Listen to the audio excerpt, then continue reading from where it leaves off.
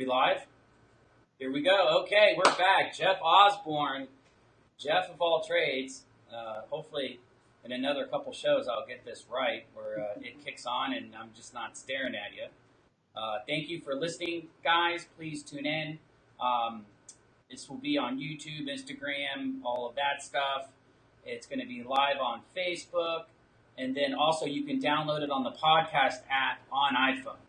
I have the pleasure, the one and only, the guy that I try to see as much as humanly possible, and my wife is completely okay with it, John Maine, my one premier top dog home inspector on the show. John, say something. How y'all doing today? That's something. That's something. That's something. As you, if this is your first time tuning in, my show, podcast show, Facebook show is called Jeff of All Trades. This is a community show. It's based on serving Central Florida, talking about businesses in Central Florida. Next week, I have kind of a celebrity. I'll go over that at the end. And also real estate, not all about real estate, but also real estate based. And today's show, as you can see, is about home inspections. There is a lot of questions and concerns about home inspections. Sellers run for the hills, when they know they have to get a home inspection. I'm joking. They just shut the door on the guy. No, I'm joking there too. But there's a lot of confusion with that. So today's show is about home inspections. And the first thing I'm going to go over a little bit is what requires a home inspection. There's this big misconcept that it's on an as-is contract. I'm not going to fix anything. I'm sure, John, you've heard that before. And also, normally there's two screens together. John is live in the studio, the Osborne studio. Yes, I am. What do you think of the studio? It's a great location. It's state of the art. I mean, it looks like a for real and studio. The view outside is Yeah. You've seen this view before too. You've seen it before all this other glass was here. Yes, I have. John was the inspector that inspected my home, and he scared the day of. No, I'm joking. He did an amazing job and educated me on the things that I needed to know, and that's what we're going to go over today. But going back to that contract, doesn't matter what type of residential contract it's on. It can be on an as-is contract. It can be on a residential sale contract. And I'm just going to go over real quick what the difference is. An as-is contract allows an inspection period. So does the other one. But an as-is contract doesn't ask for any money for repairs because this guy's going to find some repairs. He gets paid to find repairs. An as-is contract doesn't ask for money up front, requiring money. A residential sale contract has a section in there where it says the seller will pay, if I leave it blank, 1.5% of the sales price, or you can put a number in there. So 99.9% of the listings, the sellers, why do I want to have a contract where I'm already paying for stuff and they haven't even done a home inspection? So don't let that misconception of a home inspection and it being on an as-is contract, don't think that you can't hire this guy and have him find some things, because you can. And that's what we're going to get into it today. Okay, so once you get under contract, this is when you do a home inspection. So when should you do a home inspection? You get under contract. Who calls the home inspector? That's a good question.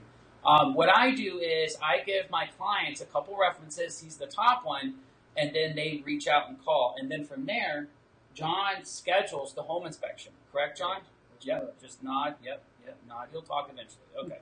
So, John, and also what I do with my clients is I do like a group message so we're all on the same page. And then, it makes it a little bit easier so I know when it is.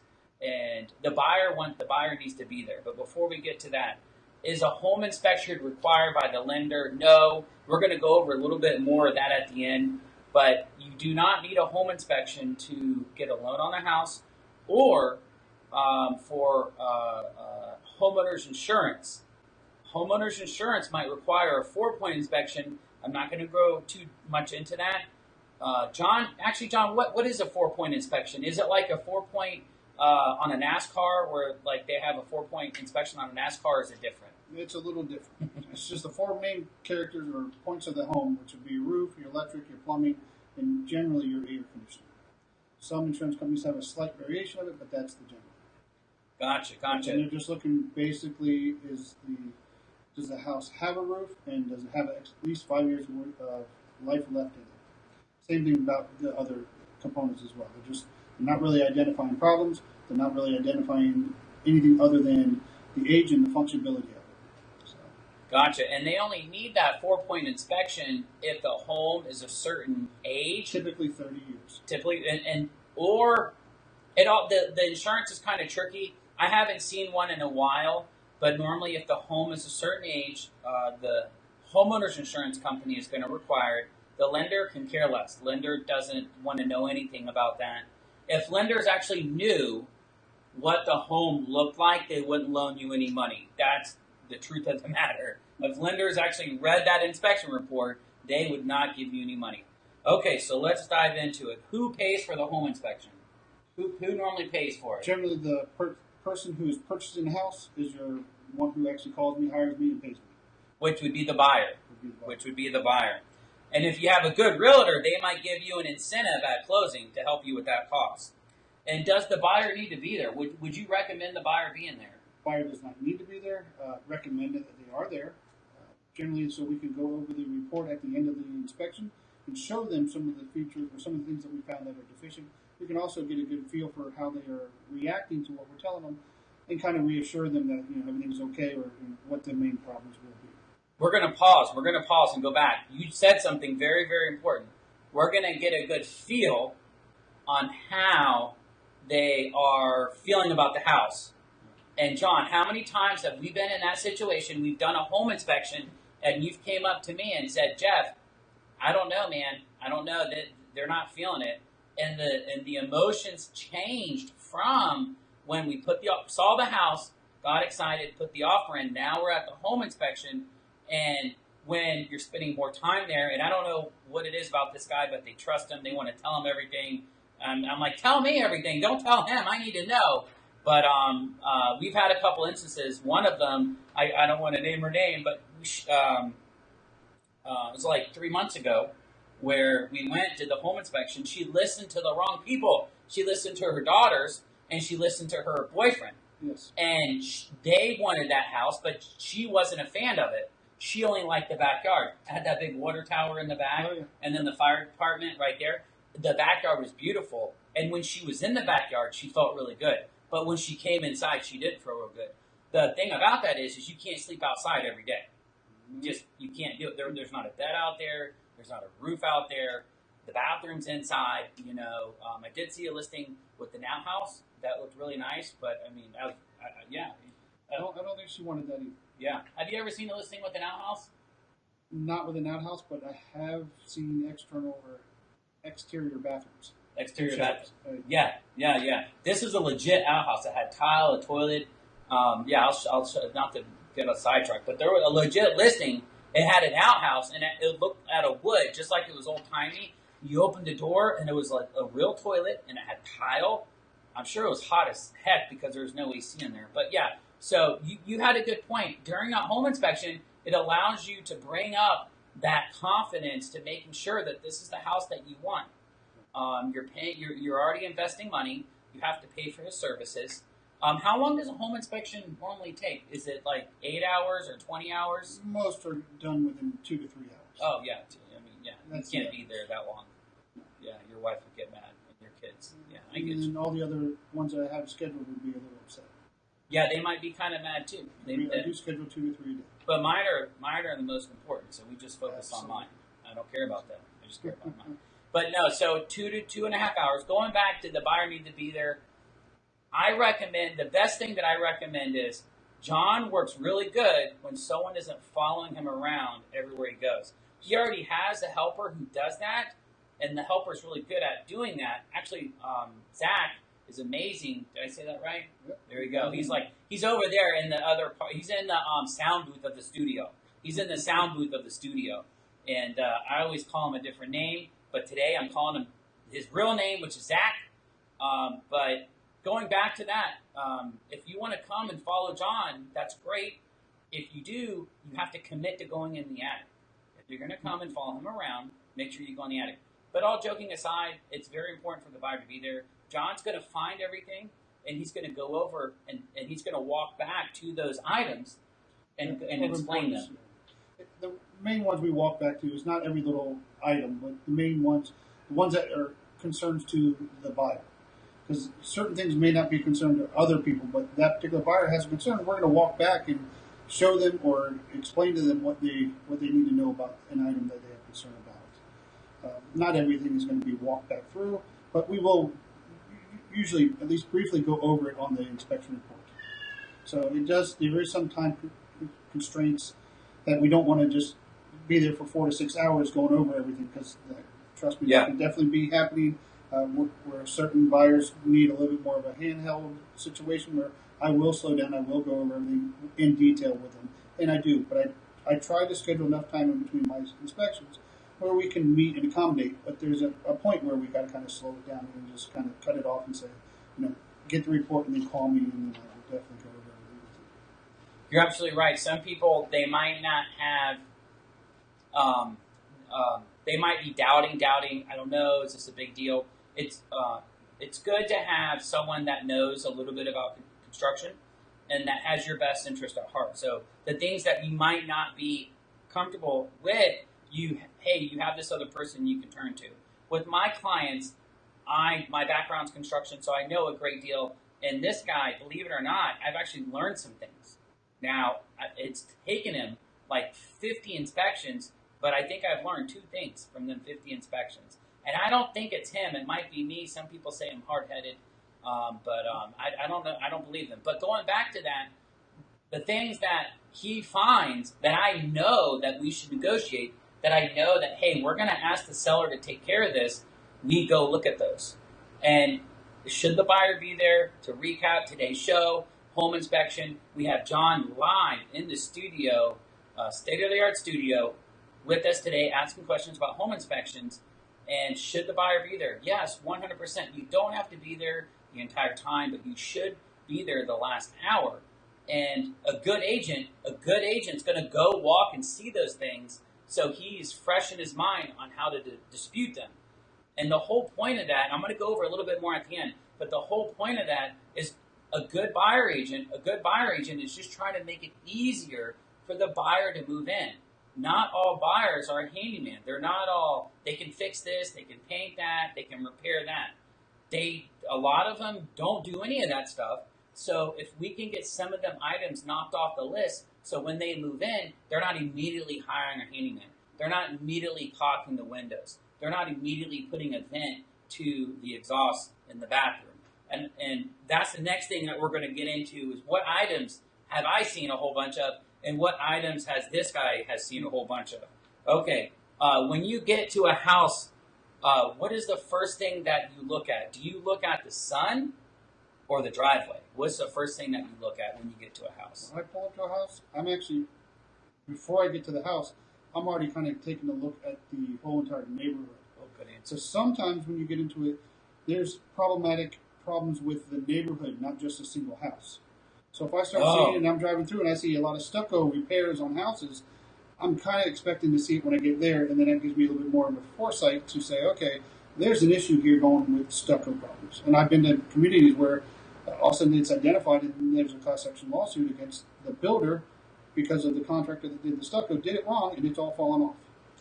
Pause. We're going to talk about that a little bit. What John is talking about, and I've seen this in Orlando, and I've seen this in multiple subdivisions, there is a 10-year or a 5-year warranty on the stucco. Not on the second floor. Normally it's just on the first floor on the block. It's not on the wood. The second floor is wood framing. It's on the first floor. I'm not repping or making an ad, but D.R. Horton, I'm going to talk about them for a brief second. D.R. Horton, and if they want to chime on that, great. But D.R. Horton actually has a third-party inspection company that does like a 96-point inspection. And one of the first ones they do is the stucco. They have a guy testing the mix because, correct me if I'm wrong, if the guy when they put that stucco on, if it's not thick enough, if it's not the right decency, you're not going to know it then. But a year, 2, 3 years down the road, you're going to see the end result. And what D.R. Horton does is they have a third party, not related to the builder. And they can stop the closing if the light switch is crooked, if there's a gap between the light switch, if there's exposed wire, anything, they cut it down. But with the stucco, they actually drill boreholes in like 20 places of the house to make sure the thickness is correct. And if it's not, they make them go back. And that's what this guy. And that's a really good answer. You're dialing in as soon as you pull in that subdivision. You're dialing in. But I'm gonna let y'all in on a little secret. I think he picked that up from a prior job. Are you allowed to talk about your job that you had before this job for the government, where you saved the world? I didn't save the world. What did you do? I did have a government job, but it wasn't no saving the world. Are you allowed to talk? Can you say what that was? No. It doesn't. I mean, it's no. But that's good awareness. I think that gives you good. You're looking out for their best interest. Absolutely. You're looking out for their best interest there, and and when someone hires, and that's what I was trying to get at. When someone hires a home inspector, they work for you. They're not working for the seller. They're working for the buyer. Nor for the agent.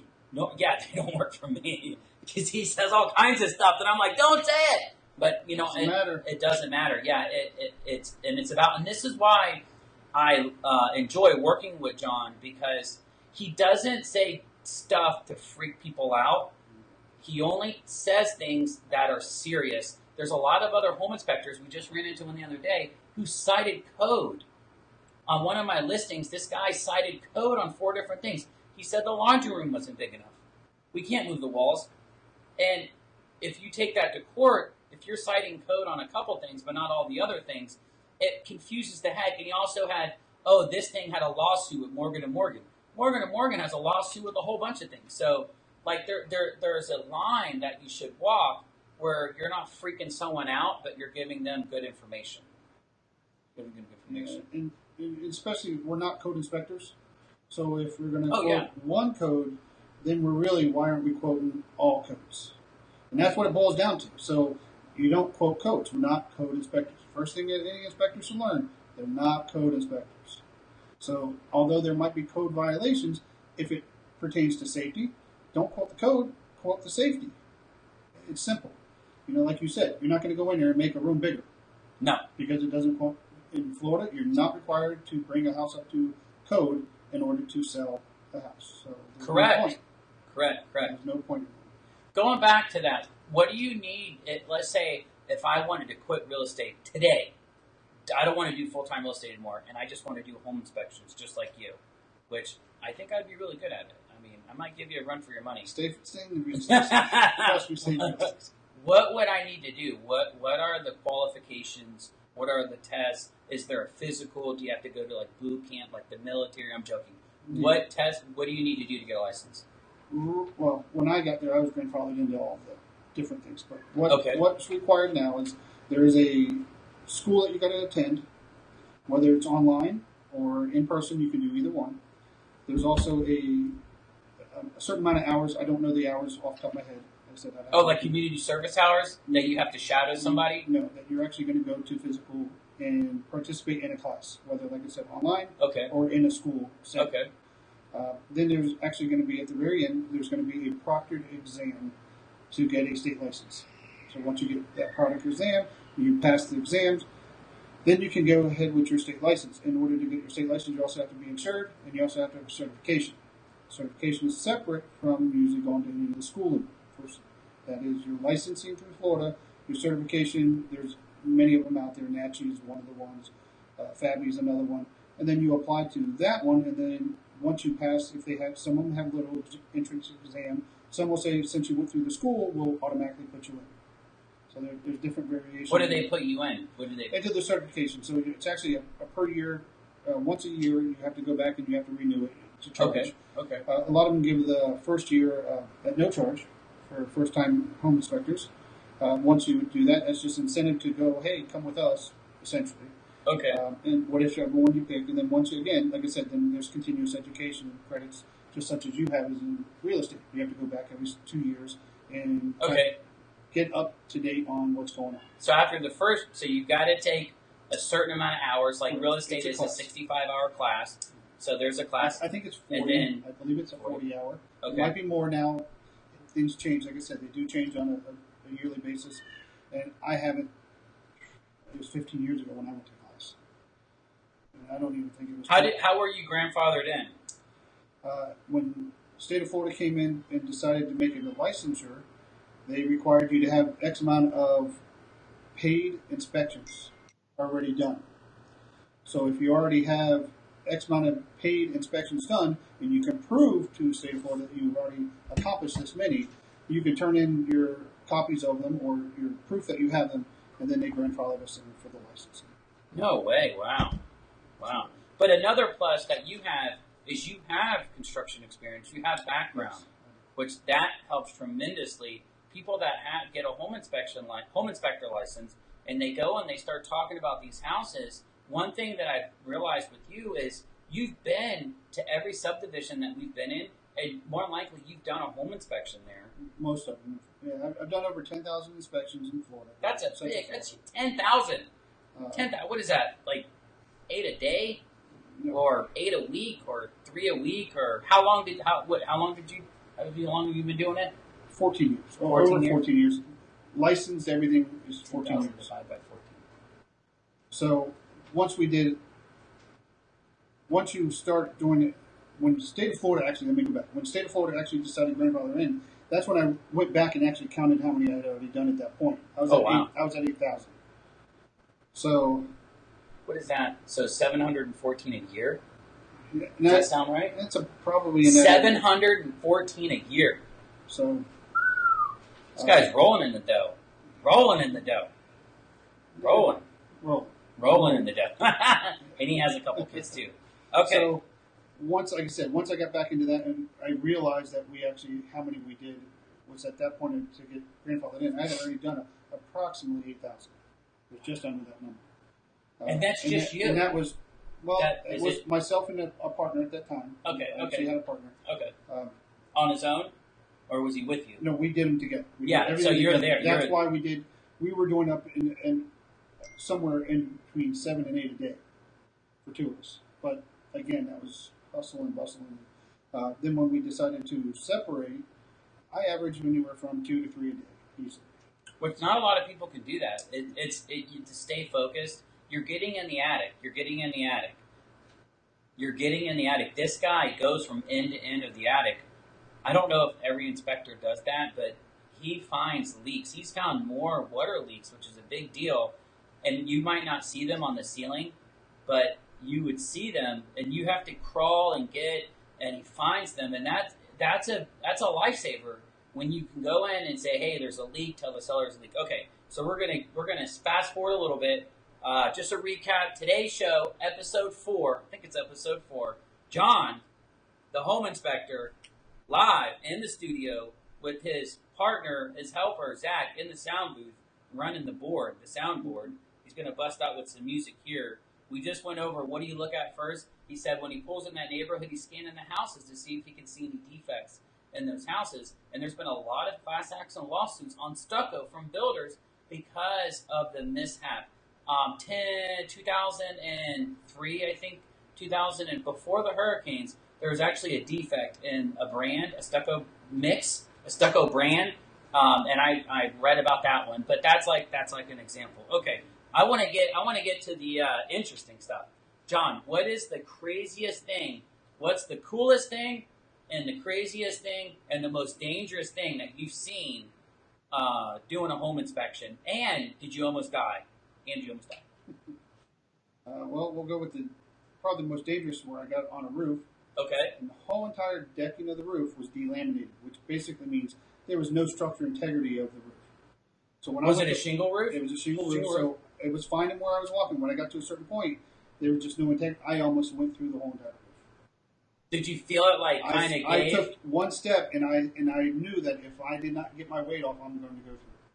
When I went up into the attic, and I looked at it, you could see the impression where I stepped. So the wood was rotted. It was just gone. Wood's rotted. It was gone.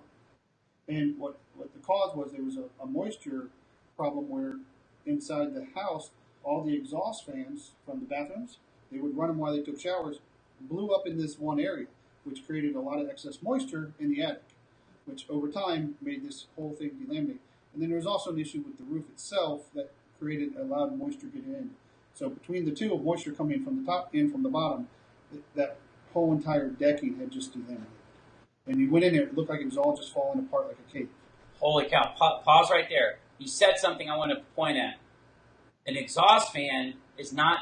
The exhaust fan was just blowing the air in the attic. There wasn't a hose going outside like a dryer, or there wasn't a hose taking it outside. You're saying that little box that sucks up the moisture in your bathroom was just blowing it in the attic. And this particular people, they turned it on while they were in the shower every time. Well, that's normal. When do you turn yours on? I turn mine on when I'm in the shower. They're not really made to necessarily get rid of all the excess moisture. They're really, in the industry, there's another name for them, but it's odoriferous smells.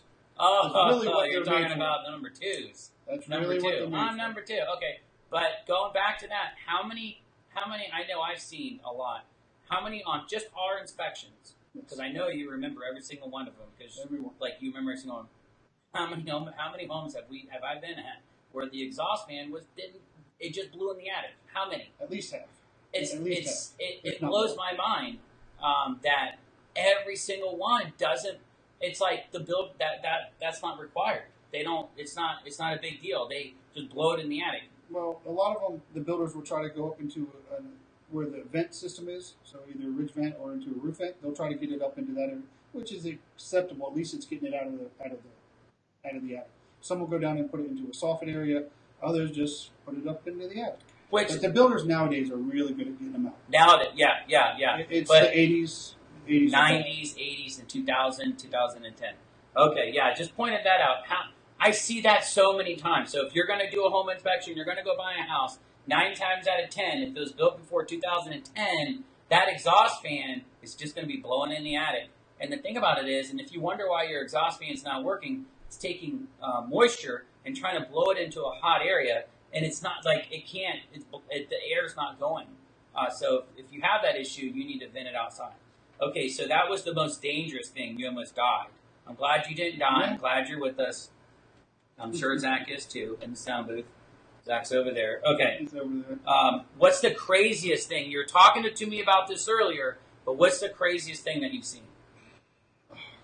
You said it was something in a wall, and they had to climb on top of a toilet. And they hid stuff there, like human beings. Oh, I know which one you're talking about. Actually, this was in a Popka. Okay. In a very nice neighborhood. Okay. One you would not expect it in. Okay. But this one was in an attic. And I get up in the attic, and there is a cage up in the attic. And I say a cage because it was tied off with bamboo slats, and there was a little door with a lock on the exterior. So you couldn't get into the main attic. The only thing you could crawl up into is in this little cage. And it turns out it was human trafficking. Oh, my gosh.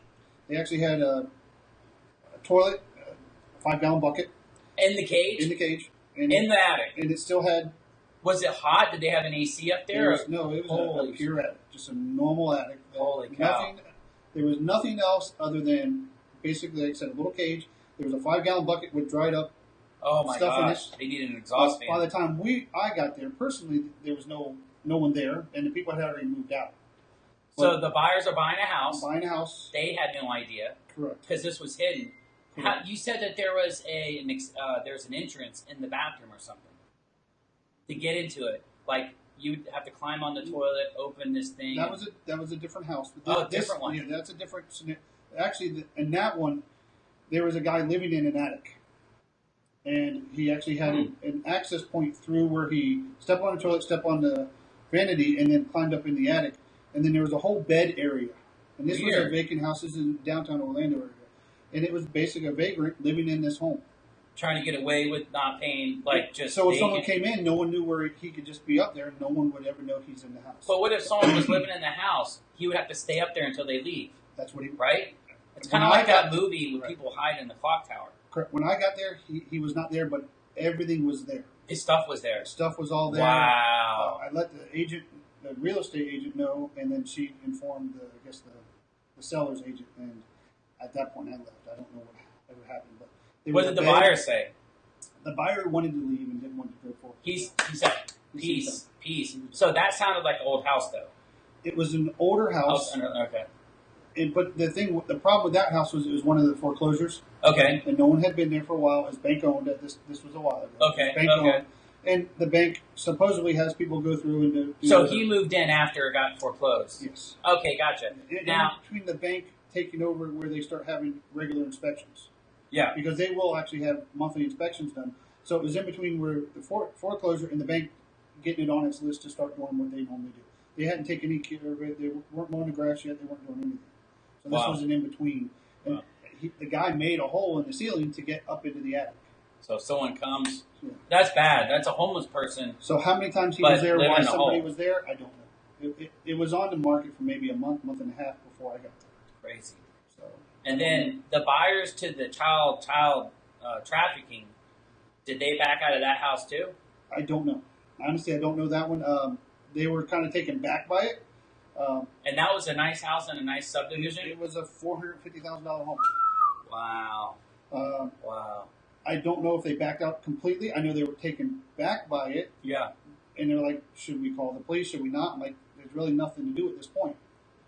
We didn't even know who the owners were or anything. So Was there anybody living there, or was it vacant? it was vacant. Okay. It was 100% Yeah, so vacant. they're... And I don't know if it was a foreclosure. I don't know anything about that house. I just Wow. know that when I got in the attic, I couldn't go into the attic because of this thing. Cage. Yeah, this cage. So they blocked you off from trying to get to the other end of the roof. They blocked everything because it was like a 10 by 10 cage, if you will. It had flooring. Could you get around? So I couldn't get around it. You had to go through it, and there's no way to get to the other side because so there was it could only have one been little bigger. door. It could have been bigger. Yeah, well, they could. I got in it. I was actually in the Oh, cage. okay. But I couldn't get through the other side because you couldn't. How did you feel when you were in the cage? You felt bad?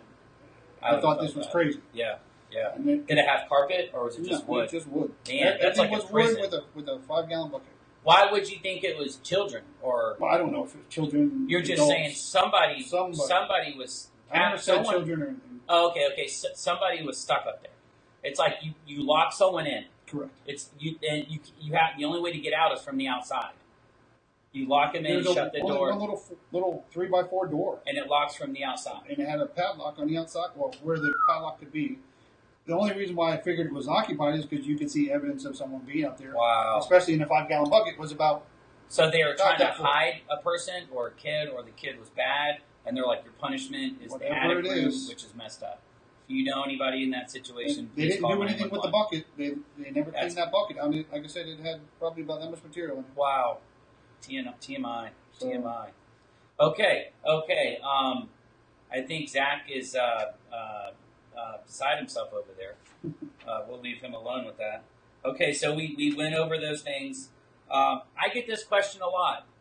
Do you move items or take anything apart? When we go to a home inspection and their garage is like hoarders, and you can't get in the attic. You can't get in the attic. We actually, I'm going to let you answer that. Yes. Do you move anything or take anything I apart? personally don't move anything. I will go to you as the agent. Say, I need this moved. I need to get access to this point.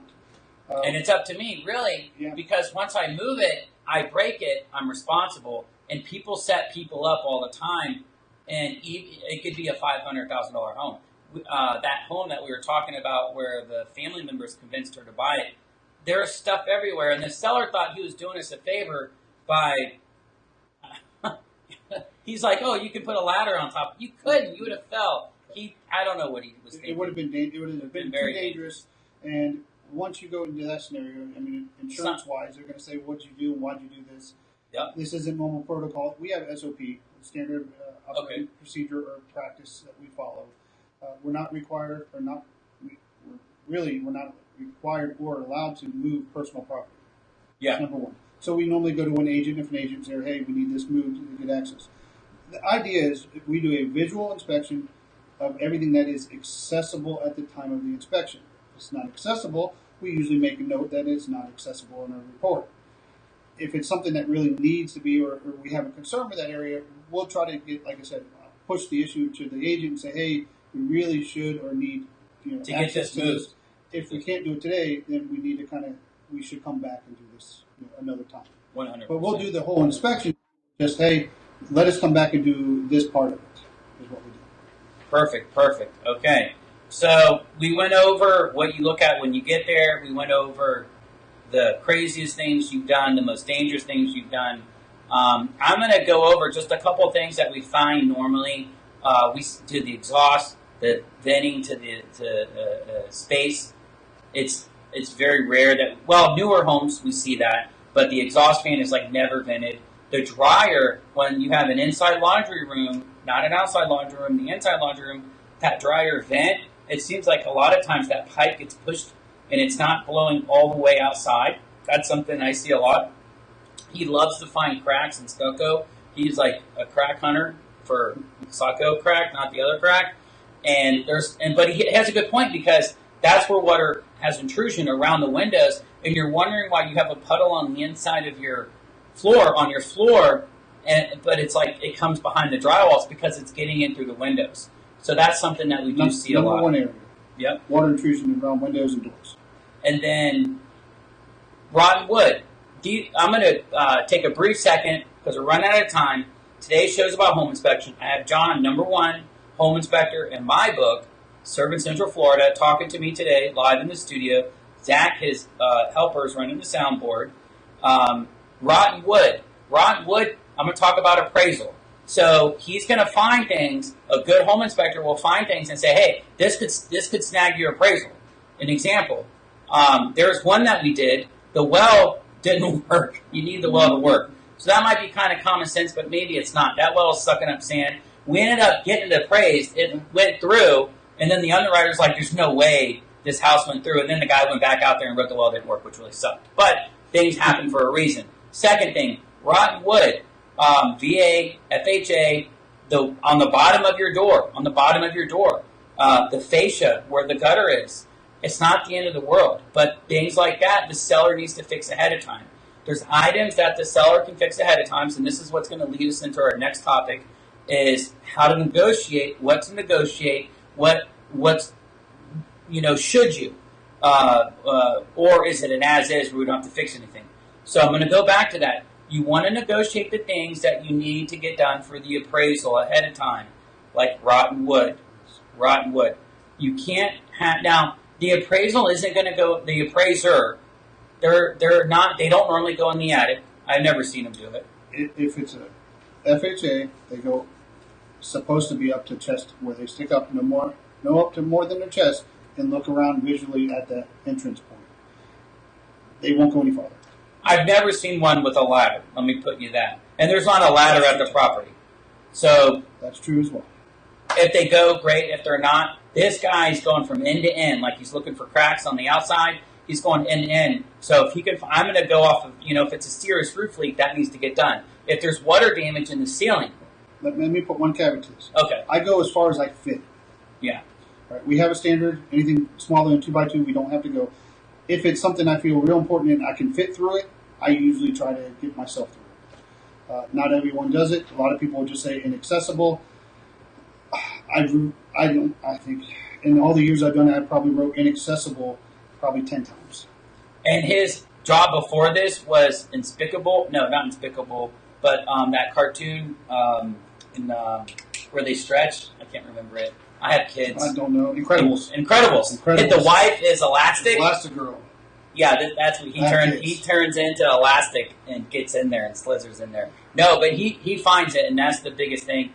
I've never met anybody that finds the good stuff. I'm going to speed up a little bit. But one more. Okay. There's one other thing about an inspection. Okay. It's not to only identify all the bad things. Okay. It's also to let people know that there's a lot of good in the house. Yes. Because if you don't put what's good in the house and you hand somebody or tell somebody all the negatives, only negatives, what are they going to? They're going to have that feeling of a negative. I'm paying too much. House. I'm paying too much. It's a negative experience instead of a positive. So you got to offset your negative with the positives, and it's real hard to do sometimes with some of the houses. But there's always something you can say. Hey, this is a well-built house. This is built this way. I mean, there's always things that you can give people to offset all the negatives. Some houses have a lot of negatives, and again, find the positive. Find the positive. Because if, like I said, if you just go to somebody and say, "Hey, these are all the defects," and there's you don't offset anything with a positive, it's going to be bad. You might as well start looking for the new house, because there are a lot of times they're going to be. I didn't realize there was so much wrong. But if you kind of offset it a little bit, because I don't think there's a buyer for every house. Not all houses are what we call bad. You know what? Some people can look at a house and say, you know what? I don't mind. I'm good at it. I had an 80-year-old lady. The realtor was freaking out because the roof was bad. And she's like, we're going to lose the house. We're going to lose the house. And this 80-year-old lady is buying a house. And when I went to tell her she needs a new roof, she's like, it's okay. My son's a roofer. Meanwhile, the realtor was having all kinds of issues thinking that she's going to lose the house. And it wasn't the case. And the lady was fine. The lady was okay with She's bad like, roof. I'm 80 years old. Right. Man, I've been living longer than you. I know what's up. She had no problem with it. There's other things she made a bigger deal out of that we would not think she would have. So that was it. I'm going to emphasize something that you said because I feel like a lot of home inspectors don't say it. Find the good things in a house. When he does a report, I'm going to switch gears, go really fast. His reports only have about maybe 50 pictures. There's no reason to have 300 pictures and writing comments on them. His reports maybe have 50 pictures. And then other reports might have 200 pictures. Other reports might have 200 pictures. Another thing is he gives details on the items, so it makes it easier for me to write the addendum. He gives details on the items. Instead of, you can't put a picture and then put, fix this, see a contractor for more information. Or, what's that famous line? See a specialist. Yeah. See a specialist. Hire a specialist. Hire to find out more. It's like, what are you doing? You're the guy that's supposed to give us this. So, his report is very easy to follow. It's very easy to understand. I'm going to recap something he just said because I really think it's a huge ordeal. And I say it like 10 times when it is. Find the positive. He's like, hey, the AC is only 6 years old. The coils don't need to be cleaned. The roof is only 5 years old. For this house and this subdivision, since he's been in every one, this is really good condition. The cabinets are upgraded. The countertops are upgraded. The floor is updated. If you see a settlement crack, it's not the end of the world. So, like that, a lot of home inspectors on my listings, when someone does it on my listing, I can tell if the buyer's freaked out because the buyer agent is trying to ask for an arm and a leg because the home inspector made it sound like the house is going to fall down. It's that line that you have to follow. One other bad thing with the not a good home inspector is they like to put their opinions in reports. You're not paying for my opinion in my report. You're paying for facts in my report. You ask me my opinion, I'll offer my opinion verbally. But in my report, there's no opinions. It is just the facts. Just the facts. Just the facts. Just like that TV show. Okay, I'm going to speed up because we're running out of time. The whole goal for this home inspection is to find out if there's any big items that the seller doesn't know about. A seller that takes pride in their home, 99% of them don't want to give you a bad home.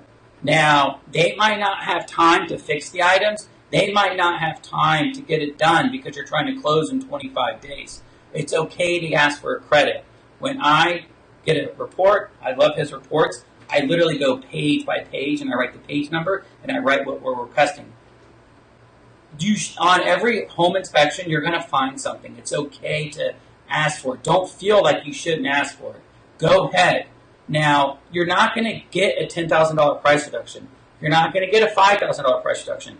I feel it's an average between $500 to $1,500, $500 to $1,500 in repair, unless the roof has some major issues, unless the AC has some major issues, unless there's some water damage that are hidden. But an average home inspection, just kind of going fast here to pick it up, $500 to $1,500. That's about what you're going to get as a credit or in repairs. Make sure it's the items that are repaired for the appraisal. Like I said, the goal is for the buyer to have an easier transition moving in. Can a seller, when you do that home inspection, you have 7 days. Your realtor has to submit it. Can that seller back out and be like, you crazy? I ain't fixing nothing. They can. They can, and it's a good agent can diffuse that, and a good agent can get you the house if that happens. But a seller can cancel. And sometimes it's not meant. What's meant to be is what meant to be. I have been blown away. And the seller, this last one that we did, we just had a closing, not me and him, but I had a closing Friday. That buyer did 2 home inspections. That happens. 3, a little too much. 2, that happens. The first one, the seller didn't want to do anything. We backed out. The seller was hard-headed. There was 2 active roof leaks this guy found, and some other stuff. Long story short, we looked at another house down the road, same floor plan, everything. There was like $20,000 in upgrades. A better house. A much better house. So sometimes it's meant to be. Just leave it alone. There's a higher power. There's already a path taken. Can I interject? Yes. One thing. Just remember, a home inspection is a visual snapshot of the house at the time we're there. So everything is based on when I was there or a home inspector's there. If we leave and the buyer or the seller, comes back in and does something different to the house, and then when you go back and it's different from when I was there, there's not much we can do or say. It's a snapshot of what we do. I take a lot of extra pictures of the property, so if there is a problem that arises, I can go back and say, hey, this is how it was when I was there. Especially things I don't have access to. You take pictures of the appliances that have saved us so many times. So many times that people say, hey, these aren't the same appliances. They took them. They took the appliances away. And you're like, let me show you the pictures. These are the appliances that were there when we did the home inspection. When you did the home inspection. Every one that I do, I generally take pictures of the kitchen, of common grounds, common areas that could change easily from when I'm there, from when you actually go to move in. So that is the reason why we do that for that. Just a recap for today's show. Home inspection, John, live in the studio, going over what to look for, what's the craziest, what's not the craziest. He dropped off. And home inspection, John. Spaceship landing? Holy cow. There's a spaceship landing. What is with that spaceship? Okay, that sound guy, Zachary, he needs to... Where's the sound booth needs guy? to take that up. Spaceship landing. Where's the sound booth guy? What is with that spaceship? Yeah, I thought we were supposed to have DJ. Whoa, is there someone on the screen? Is there someone on the screen? Let's see here. Hello. Oh, I see a big S. Hello. Hey, how you doing? Good. How we doing? Trying to see if... Oh, yeah, someone is on the screen. Okay, we're going to roll with it. The spaceship has landed. Oh, man, you're on the show. I thought I was going to have one show without you. One. At least one. At least one. Maybe next week. I'm trying to sneak in as much as possible. You're like Matt Damon in I think Jimmy Kimmel. I say that right? I'm hoping I didn't get that wrong, but Matt Damon always thinks on the show. And what are you drinking? Are you drinking grass again? Oh, this is Kansas City's finest. Kansas City's finest. Green tea. That does not look legal. It is not legal yet here. If we tested that, would that pass? That's what I want.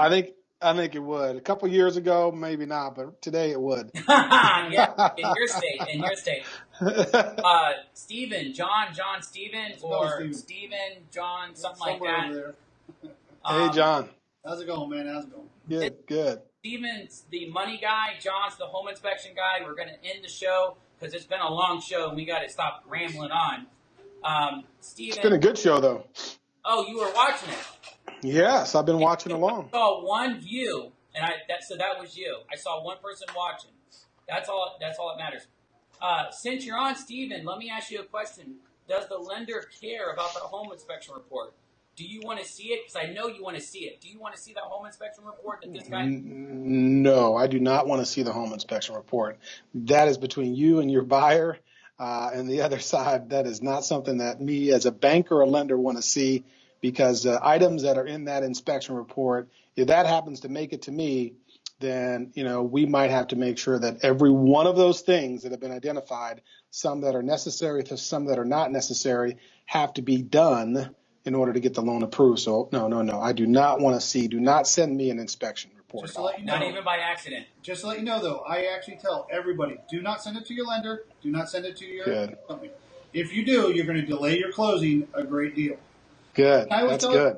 If that's the problem, and that happens, you might want to start looking for a new lender or insurance company, because you just kind of ruined it for yourself. You just killed the deal. That's right. Well, thank you. Yes. I wish you could tell a lot of the other inspectors around the country, because I can't tell you how many times I'll get people that says, well, I'm going to send you that inspection. I'm like, no, stop. Don't do it. Because once you send it to you, and if there's anybody else on that email, like your processor, like your whoever, not the underwriter because they're invisible, but like the processor and the other processor, once they see that and they accidentally send it to the underwriter, because they send everything. A home inspection, we're going to recap today's shows about home inspection. We have John, we have Steven, and it sounds like a spaceship landed, and I think there's a baby. It sounds like there's a baby somewhere.